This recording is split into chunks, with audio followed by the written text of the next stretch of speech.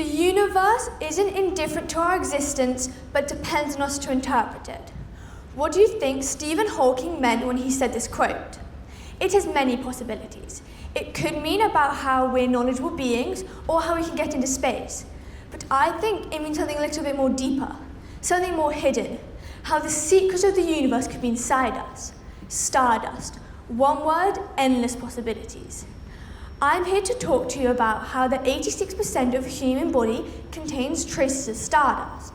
We aren't as separate space as people think, and our ancestries can be traced back to space itself. I hope to show you all today how close we are to touching the stars. This is the question that has haunted physicians for centuries. Where do we come from? So far, there's a few things we know. We started as single-cell organisms in the ocean and then evolved onto land, forming mammals like apes and then into humans. However, there is a vital step between that single-cell organism to a human, and it all started with that. That is why we're here today, an exploding star. I know it seems hard to believe, 8 times bigger than our own sun and a diameter of several light meters across. Well, stars make elements, and those elements are inside you. Then there comes another question. How did it get there? Minuscule atoms traveling that far? Just how? So let's start on the main reason I'm talking. Let's start on the journey of stardust. Stars are mainly made out of hydrogen and helium. And inside the core, helium is created when hydrogen nuclei form together, causing helium through a chain of reactions. As stars get older, they then undergo helium fusion, which this is how they create elements, forming elements like carbon. In bigger stars, they don't stop at carbon. They can form iron from these fusion. This is part of a process called stellar nucleosynthesis. Then, as a star ends its nuclear fuel, it explodes into a supernova, a dramatic event which allows for rapid neutron capture, where even more elements can be made. This explosion expels them across space, but that can only take them so far.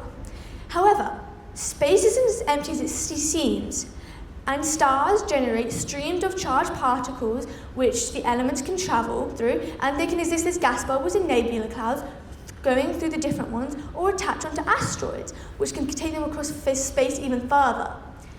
While all this was happening, Earth was forming, a disk of gas and dust, to form the rocky planet we know and love.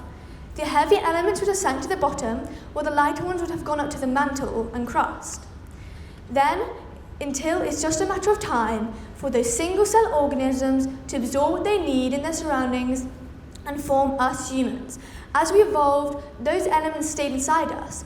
Calcium in our bones, oxygen in our lungs, and iron in our blood.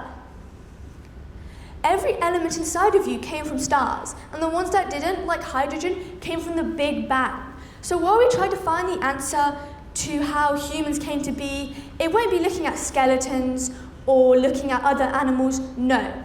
It'll be looking inside us, those traces of stardust.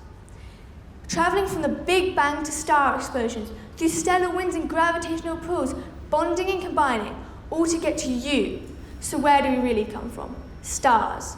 Thank you.